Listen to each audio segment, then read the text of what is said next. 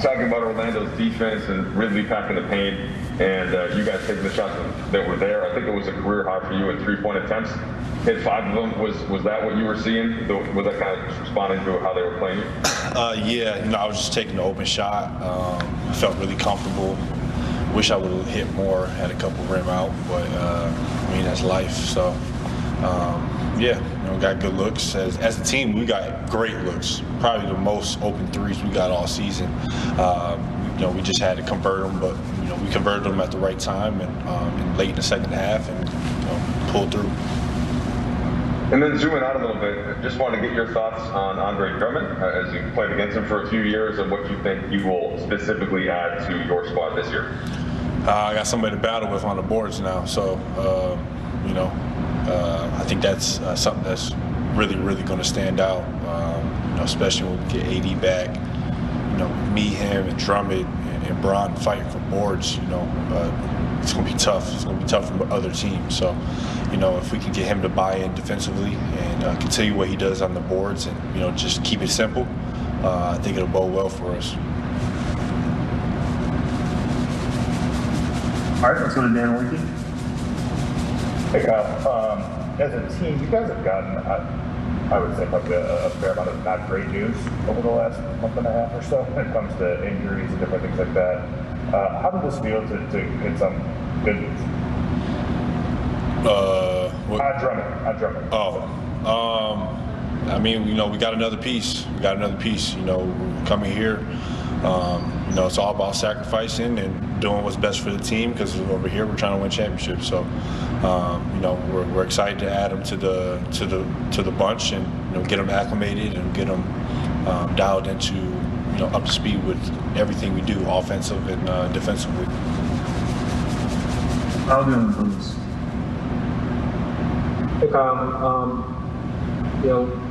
does it help you guys that from a blending standpoint of trying to get Andre kind of locked into what you guys do, does it help to have AD and Bron out in that sense that he'll have more run with you guys, potentially more minutes?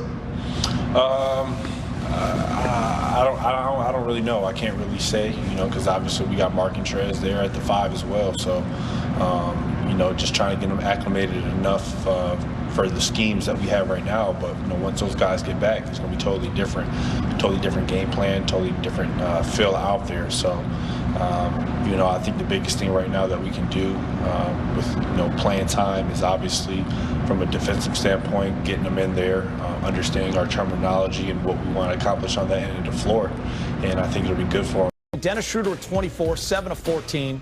Kuz with 21, 8 for 20, 11 rebounds. Trez, 18 points, 11 rebounds, 2 blocks. Lakers get the win. They get to 30 wins. Rob drives the Trez truck, but I'm riding shotgun. He's already talking to Mike in the media.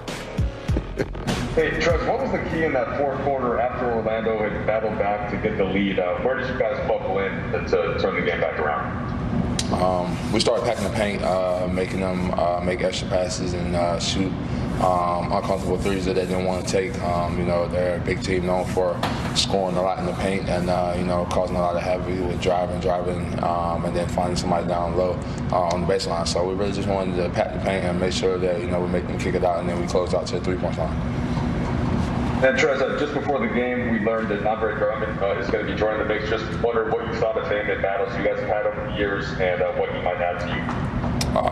He's a strong, solid player, man, on both ends of the floor, man, offensively and defensively. High caliber blocking shots, defensive rebound on the offensive end of the floor. He's a load. Guy gets down in the lane and demands his position, and you can't miss him, man. He's a big, dominant presence, and it's definitely going to be a good, breath of fresh air to having him come on the top line up. I think he's eager and ready to go and ready to get out there. That's a great attitude that anybody can have coming into our organization. So we can't wait for him to get here, and we're going to welcome him with open arms, and hopefully just continue to keep what we're doing well right now. Dan Wiki. Hey, Trez, what happened to your knee? It looked like you were shaken up a little bit, and obviously you were able to stay in the game, but if you just kind of let me know what happened. It's one of those plays, kind of like a funny bone on your elbow. Guy drove baseline real hard, and I wear a pad on that knee, but he knee me literally right behind the pad. So it was kind of one of those things where I kind of felt like a tingling sensation going through my leg, and kind of just went on for a little minute. But it's like I said, it's one of those funny bone type things. I'm fine, but definitely something that scares you when it happens at that first point of contact. All good. Hey, Trez, you're talking about Andre and sort of how he's fired up. I guess it sounds like you've been able to talk to him. What has your communication been like with Andre kind of leading up to him joining the team? Well, I'm not even going to lie to you about that. I haven't talked to him, honestly, man. This is just more so coming from, the reports and just from our, GM, Rob, speaking highly of him in his conversation with him, man. So, just looking at things like that, man, you just see a guy who's ready to go. And then just in general, of me being a player and understanding his position, man, this guy's been sitting for, 2.5 months almost where he hasn't played the game that he loves, and he's able to, be able to call his job, man. I mean, anybody will be eager to get back out there on the floor and be ready to get after it. So, basically, it's one of those things just speaking from, a player's perspective. Laura? Hey, Trez. Frank said before the game that, when it comes to a situation like this, when they're bringing in a player, that they almost over-communicate with, like a guy like yourself who plays the same position. Do you have a sense of how bringing Andre in could affect your role, affect the big man rotation, and what's going to be different going forward? No, I haven't thought about that. That's not something for me to think about. It's not in my control. It's not something that, I make decisions on. People, us in general, everybody, human beings, we spend a lot of time wondering about the things that we can't control, that we don't have any, basically any control on, man. So everything that you just mentioned is everything come from the top office and coaching staff. It's nothing to do with me. I'm going to continue to keep playing the way that I play, bringing the energy that I bring, and just help my teammates feed off it. We got a great player in Andre Drummond who is going to definitely help our team on both ends of the floor and help our organization overall. But it's not something that I kind of wrap my mind on or jump in my head for a million questions, because at the end of the day, I don't have the answers to them. Look, I know you want that top of the key three back, okay? Shit. That was supposed to be the ice. That was the Robert Horry shot. Hey, you held on for the win, though, nonetheless, in this case. It did get a little dicey down the stretch, but what's the importance of you just finding a way to win 2 games in a row now as you keep trying to stack wins without LeBron and AD? Man, we gotta get as many as we can. We were just saying we just got to bank as many wins. This was a tough 4 game. Orlando got some young guys that play hard. We made some mistakes at the end, couldn't really get no shots to fall, but we got the win and on to the next. A double-double for you in this case, plus a block and a steal. Yeah, getting on the glass a little bit. Keith, what have you been trying to do in this role without AD in there as you've been starting pretty consistently? Does anything change for you when you're in that traditional spot you've been coming in off the bench last season?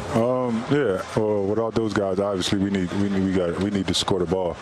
So I got to kind of bring up my old game, kind of be aggressive, shooting the ball, trying to get in the paint, make plays for others, trying to score, just do all the small stuff that we need. Hey, I got to ask you about Andre Drummond. I believe you had some overlap in Detroit, and just kind of what he brings to the team as the Lakers announced that before the game that he'll be joining the purple and gold. Yeah, I played with him a couple months in Detroit before I came to LA. He's a hard-nosed guy, man. He's physical in the paint. He's going to block shots. He's going to rebound. He's going to dunk the ball. He's going to be exactly what we need to make this playoff push, and I'm excited to have him. All right, last thing, Keith. You get a rare 2 days between games. It seems like it's been every other day. Do you think just that alone can do a little something for you as you get ready for the Bucks? Yeah, first I want to say thank God for that, because we need it. And then second, yeah, man, it's going to be a tough matchup Wednesday. Me personally, I need to rest up, get my mind right, my body right for this matchup with Giannis, and we're going to try to get this win. All right, man. Hey, look, the Dagger 3 didn't go in, but you got the win. Okay? Yeah, man. You're good. Damn. I appreciate it. 0 for 1. See you, man. I do love his interviews, by the way. He's smooth, tells the truth, giving a little love to Big Shot Rob. He wanted that 3. He's still mad about it. Yeah, I'm sure he's going to go back and watch some tape and break it down how he missed it. At first, we were like, wait, well, why is he shooting it? We thought it was a wrap, but there was an air ball, I believe, because that shot clock was down to 2 seconds, so he had to shoot it. It was a good look. It was for the dagger. Listen, Keith came up big, though, tonight. Big game, James. I mean, 12 points, 5 of 11, hit a couple threes, double-double, 11 rebounds. It's one thing about having a veteran on your team. You bring him in, you know he's a good role player, but let's not make a mistake. When he's asked to play minutes, he gets the job done. You know, he has experience, not very flashy, you know, stays inside his box. He'll hit this shot. He'll also, you know, go to the cup sometime with a little 8-footer and constantly defending and making smart moves and being physical. So he's developed into his role very well for Coach Vogel. I want to talk about Kyle Kuzma. I know fans and a lot of people want him to be next-level all-star every single night, especially when there's no LeBron and AD. But listen, he's stepping up every way he can. We know the effort is always going to be there. Andrew Miller, our graphics producer, he and I were talking right before that game ended. We were trying to put together some numbers for Kuz just to show that he has stepped up. If you look his last 5 games, he's averaging over 15 points a game, guys, right around 9 rebounds per game, and Rob, 5 assists per game. So he's picking it up in every single category. Listen, 12th double-double of the year. His 2 prior years combined 6 double-doubles. So the improvement is there. I know we'd love to see him hit every single 3 and, you know, score 25 a game, but he's doing everything he can to help this team win. You know what's the crazy part is the stat that's not on there that I thought you guys would put on his block shots. He's blocking a lot of shots, but more impressive, he's getting a lot of rebounds. He's getting a lot of hustle rebounds. Those rebounds he normally didn't get, especially on the offensive end.